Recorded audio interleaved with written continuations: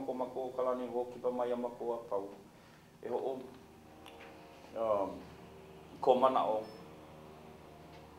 No ke ia wahi na kupuna. E na ke akua. We actually to be with us today, na ke akua, so we can go over things of our place. We ask you for guidance from up above so that we may come together as one to broaden our ideas based upon walking of this kukui around Maui. We ask you for your patience. We ask you for to provide an openness within ourselves. We mahalo you also in our kupuna no keia wahi, for without you we wouldn't be here today. We mahalo you kia kwame na kupuna. Amen. Ka apuni ho'a kukui o na moku aina. Within the past 10 years, there's been some drastic changes that have been happening in Maui. And it has a lot to do with the recession, the gas prices, all these kinds of things, politics and all that. And 1998, we did one initial sort of an observance thing on Oahu. And it was held by this group of Native Hawaiians that got together, and they call it Kuliki Kapu, Hawaii Loa Kuliki Kapu. And that was just made up of grassroots Native Hawaiians who wanted to bring an observance out there for the 1898, what would happen in 1898 on the overthrow of the Kingdom of Hawaii. So what they did was we all got together and talked about certain things that needs to be placed out there so people are more aware and more educated as pertaining to what was in the past. So doing this march. And this march involved a lot of people from different associations, yeah, as well, not only grassroots.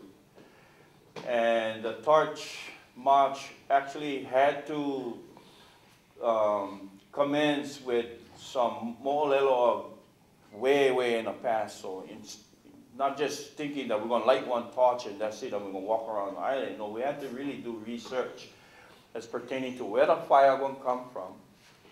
Yeah, first of all. The purpose of lighting the torch was another thing. Then we bared west from, and the first place we started was Mauna Ala. Mauna Ala, where all our ali'is are buried. And the information we gathered before the torch march was Kalakaua was the keeper of the ahi, the keeper of the fire. Yeah? And within his genealogy, it was found that when Kalakaua was preparing himself to indoctrinate himself as the king of Hawaii, he literally wanted to find ways to have the people entrust him as being the so-called self-proclaimed king of Hawaii back then, because he was dealing with a lot of foreign ideas and people coming in telling him that, you know, you had to do this, you had to do that. Well, back in Kalakaua's genealogy, they found that there was a kupuna that mourned for a loss, that lit a candle at his house every day and every night. Yeah? So he used that genealogy, yeah, to literally be the keeper of the lamaku, Kalakaua. So by understanding that manao, we lit the torch in the tomb where Kalakaua was to actually ignite the fire because of his genealogies, to give it a purpose, a spiritual purpose as to why he was going around Oahu. And this picture, this first picture I show literally shows the commencement of the torch march in 1998 with the Nakoa standing guard at the gates while the ceremony was being done by Keeaumoku and his halau, or his Iolani, in the tomb when we lit the torch. Then the torch went from there. So it started off, it had to start off with protocol, with purpose, yeah, with foundation, and to make sure that we was grounded into the commitment that we was willing to take once we lit the torch and we went west. Okay? Another picture showing the torch. I think this is about maybe 10 hours later, going Kapole, past Waipau, coming around Nanakuli. Okay? So I'm just giving you guys a synopsis of what would happen, so you can sort of get the feeling on when we start this torch march in Maui, the kind of things that may come about as we're going around Maui. This is when we return back at Iolani Palace, and a lot of kamali'i on the home stretch there was at least pretty close to 2,000 people waiting for the torch. A lot of kamali'i was there and anxious to grab the torches. So we had a total of 8 torches. We lit all the torches and decided that the kamali'i should lead the way into Iolani Palace holding the torch.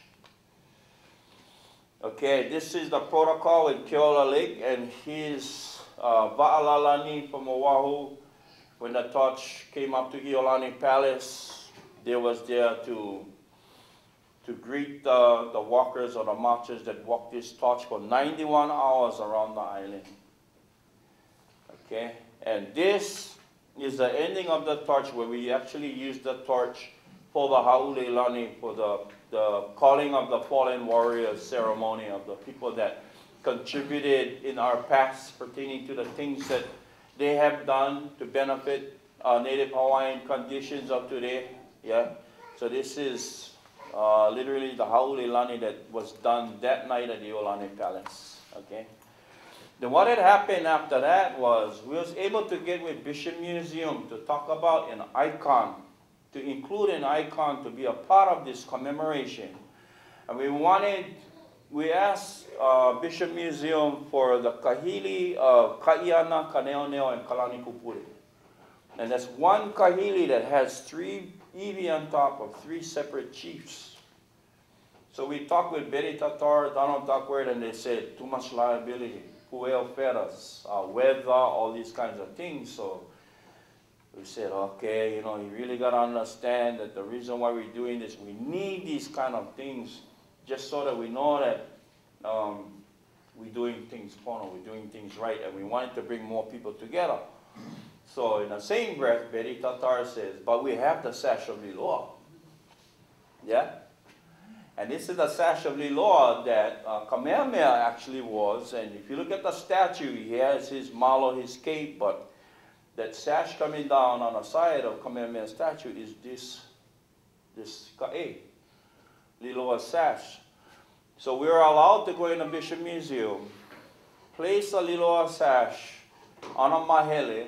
It's sort of like a carrying thing where a lot of families, like the families of ali'i lineage in Oahu, put together and constructed to carry Liloa sash.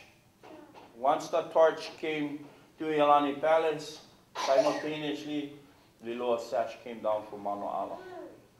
Yeah? So we thought about maybe asking Bishop Museum about whether or not they would honor us this year of having something here, but I think the liability issues of having something like that and the lease agreement that would go on is too tedious where, you know, we start to get into the politics again. But that's why I think it would be really honorable for us to open the torch march at Moku'ula and closing the torch march at Moku'ula during the ha'ulilani ceremony there because of the significance and the interrelationship of our sacred chiefs, our ali'is of Lahaina, and you know, that's the icon of the era which spread island-wide. Yeah.